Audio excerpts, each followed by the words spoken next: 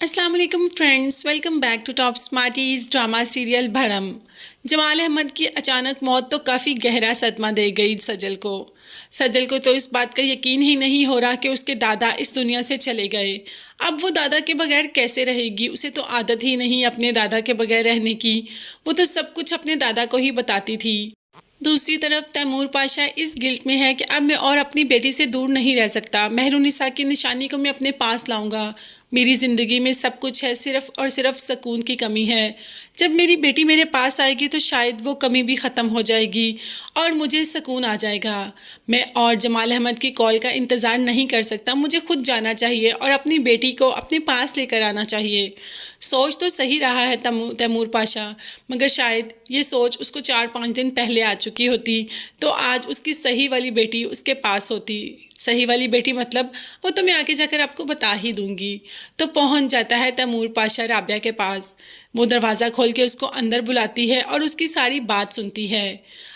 तैमूर पाशा अंदर जाते ही कह देता है कि मेरी जमाल अहमद से बात हुई है, मैं अपनी बेटी को वापस लेकर जाने आया हूँ। हाँ फ्रेंड्स, ये तो आपको बताया ही नहीं कि उतनी देर में रमशा की भी एंट्री हो जाती है अपने घर के बाहर। इतनी सारी गाड़ियाँ देखकर रमशा की तो आंखें खुली की खुली रह जाती हैं। इतनी सारी गाड़ियाँ और इतनी बड़ी बड़ी गाड़ियाँ आज तक उसने तो एक साथ देखी ही नहीं। तैमूर पाशा यानी कि इन गाड़ियों का मालिक उनके घर में बैठा है तो देखते हैं, मगर तैमूर पाशा यहाँ राबिया को कहता है कि आप जमाल अहमद को बुला दें, मेरी उससे बात हुई है और मैं अपनी बेटी को वापस लेकर जाने आया हूँ। अब राबिया बता देगी कि जमाल अहमद की तो डेथ होगी 2 दिन पहले ही। आप ऐसे करें, अभी हमारे घर में बहुत मेहमान हैं, अभी हम इस मामले को नहीं करना चाहते, आप कुछ दिन के लिए चुप रहें, फिर मैं आपके साथ इस बारे में बात करती हूँ क्योंकि घर में काफ़ी मेहमानों का आना जाना है।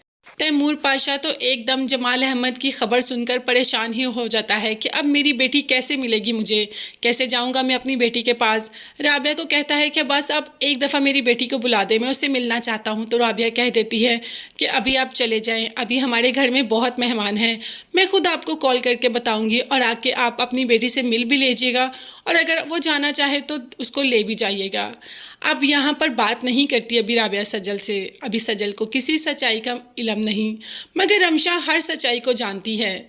और जैसे ही तैमूर पाशा जाता है तो राबिया को कह देती है कि अम्मी आप तैमूर पाशा से कहें कि अपनी बेटी को ले जाए। अब राबिया काफ़ी परेशान हो जाती है कि इतनी जल्दी मैं सजल को कैसे भेज दूँ। जिस पर कहती है रमशा, अम्मी आपको किसने कहा सजल को भेज दें? आप मुझे पेश करें तैमूर पाशा के सामने उनकी बेटी बनाकर, मैं जाऊंगी उस घर में, इस तरह हमें सुकून आ जाएगा।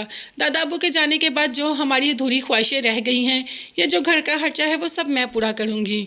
और आप जानती हैं मेरी तो शुरू से ख्वाहिश थी एक बहुत ही अमीर फैमिली में जाना। सजल तो इस बारे में कुछ भी नहीं जानती, आप प्लीज़ मुझे भेज दें। राबिया बेटी की मोहब्बत में बेटी को ही भेज देगी, यूँ कि सजल के साथ नाइंसाफ़ी हो जाएगी। तो फ्रेंड्स ऐसा नहीं है, झूठ कितनी देर तक टिक जाता है। रमशा जाएगी तो ज़रूर, मगर बाद में जब डायरी पता चलेगी, जब सजल वो डायरी खोलेगी, उसे सारी हकीकत के बारे में पता चलेगा तो सबके सामने सारी हकीकत आ जाएगी। तो यूँ सजल अपनी असली जगह पर पहुँच जाएगी। तब तक आप चैनल को सब्सक्राइब कर लें, बेल आइकन प्रेस कर दें और मुझे और मेरी फैमिली को अपनी दुआ में याद रखेगा। नेक्स्ट वीडियोज़ तक के लिए अल्लाह हाफिज़, bye bye and take care.